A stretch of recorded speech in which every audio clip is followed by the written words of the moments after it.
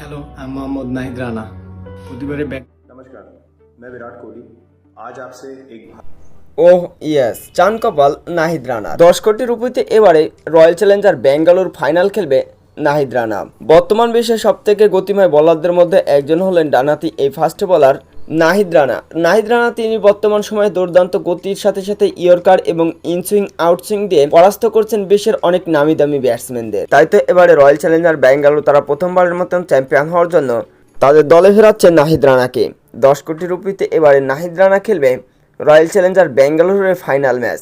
আইপিএলের 18টি আসর কেটে গেলে কখনোই চ্যাম্পিয়ন হতে পারেনি রয়্যাল চ্যালেঞ্জার ব্যাঙ্গালোর। তাই তো বাংলাদেশে এই ডানহাতি পেসার নাহিদ রানাকে দিয়ে তারা প্রথমবারের মতন চ্যাম্পিয়ন হতে যাচ্ছে রয়্যাল চ্যালেঞ্জার বেঙ্গালুরু।